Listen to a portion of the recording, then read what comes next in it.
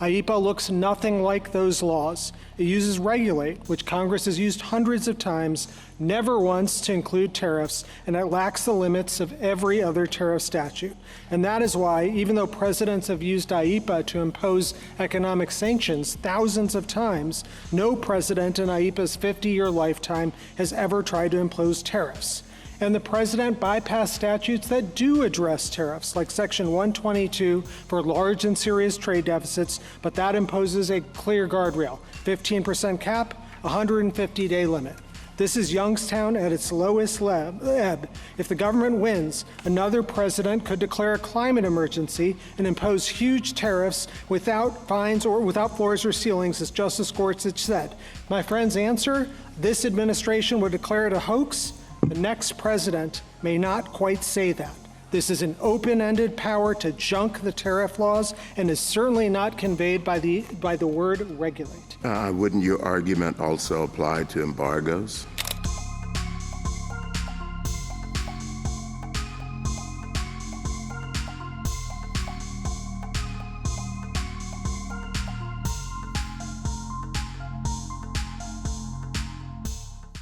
Mr. Katyal. Thank you, Mr. Chief Justice, and may it please the Court. Tariffs are taxes. They take dollars from Americans' pockets and deposit them in the U.S. Treasury. Our founders gave that taxing power to Congress alone. Yet here, the president bypassed Congress and imposed one of the largest tax increases in our lifetimes. Many doctrines explain why this is illegal, like the presumption that Congress speaks clearly when it imposes taxes and duties, and the major questions doctrine. But it comes down to common sense. It's simply implausible that in enacting IEEPA, Congress handed the president the power to overhaul the entire tariff system and the American economy in the process, allowing him to set and reset tariffs on any and every product from any and every country at any and all times. And as Justices Gorsuch and Barrett just said, this is a one-way ratchet. We will never get this power back if the government wins this case. What president wouldn't veto legislation to rein this power in and pull out the tariff power? IEEPA is a sanction statute. It's not a tax statute where Congress gave away the store. Congress knows exactly how to delegate its tariff powers every time for 238 years. It's done so explicitly, always with real limits. IEEPA looks nothing like those laws. It uses regulate, which Congress has used hundreds of times, never once to include tariffs, and it lacks the limits of every other tariff statute. And that is why, even though presidents have used IEEPA to impose economic sanctions thousands of times, no president in IEEPA's 50-year lifetime has ever tried to impose tariffs. And the president bypassed statutes that do address tariffs, like Section 122 for large and serious trade deficits, but that imposes a clear guardrail, 15% cap, 150-day limit. This is Youngstown at its lowest ebb. If the government wins, another president could declare a climate emergency and impose huge tariffs without fines or without floors or ceilings, as Justice Gorsuch said.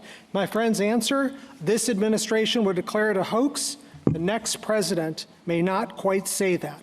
This is an open-ended power to junk the tariff laws and is certainly not conveyed by the word regulate. I welcome the Court's questions. Wouldn't your argument also apply to embargoes? So, and this is the argument in the fine dissent below, and I think there are three answers to that, Justice Thomas. The first is revenue raising. Embargoes stop the shipment.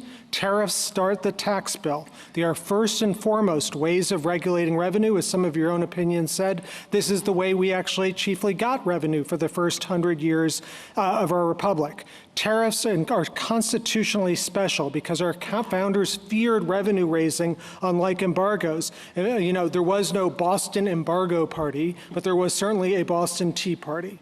The second thing, textually, in the statute, it's different. Regulate appears in a cluster of verbs, as was said before, investigate, block, nullify, and the like. They describe embargo-like controls, prevent and prohibit, for example. But they don't describe revenue exactions. That's Justice Kagan's point. The one verb that's missing here is anything about raising revenue whatsoever. Another point, congressional displacement. Today, there is a whole host of statutes in the tariff architecture of Title 19, which both expressly confer the power to tariff and always impose clear limits. Embargoes by the president, embargoes don't have any of that. They don't set aside that whole thing. If you look at the Learning Resources brief at page 5, it goes through these statutes in detail. Section 122 expressly says duties and then limits it, 15%, 150 days. Section 201, any duty on the imported article, but it requires ITC findings. Section 301, impose duties. That's the language of the statute, but all sorts of procedural restrictions. Section 338, the same. I can go through this, and I could start, by the way, Justice Thomas, with the statutes at the founding, all of which expressly said the word tariff or an equivalent. Let's go back to your non-delegation point. It would seem that if the tariff power cannot be delegated, your argument on non-delegation would also have to apply to embargoes and to quotas. No, Your Honor, because I think tariffs, because they're uniquely revenue-raising, impose special, unique concerns that go back to our founding.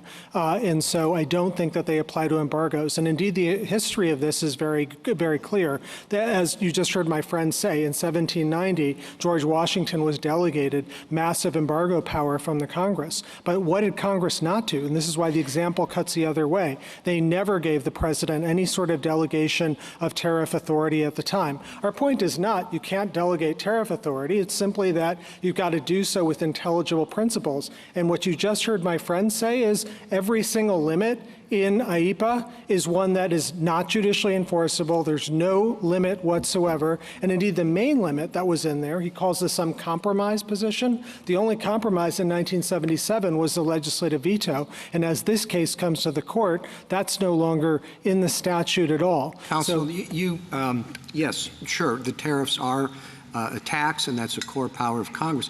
But they're a foreign-facing tax, right? And that foreign affairs is a core power of the executive. And I don't think you can dismiss the consequences. I mean, we didn't stay this case, and one thing is quite clear is that the foreign-facing tariffs have in several situations. Right, and we are. I'm sorry. Oh, sorry. I'm sorry. Were quite effective in achieving particular objectives. So I don't think you can just separate it when you say, well, this is a tax to Congress's power. It implicates very directly the president's foreign affairs power. Yeah. Mr. Chief Justice, we don't disagree with a large part of that. We think instead of thinking about foreign versus domestic, the better way of thinking about it is Article 1 versus Article 2. And as my friend finally conceded to Justice Gorsuch, there is no Article 2 power here, at least when we're talking about peacetime. Well, you don't agree with a large part. What's the little part that you do disagree with? So we agree with the idea that tariffs have foreign policy implications. Absolutely. Our founders recognize that. That's in the Federalist Papers. But nonetheless, they exclusively committed that power to the Congress in Article 1, Section 8, and gave it as its first power. So when you hear my friend cite cases like Egan and Garamendi, they just don't apply to this specific, unique situation in which Congress is given that power.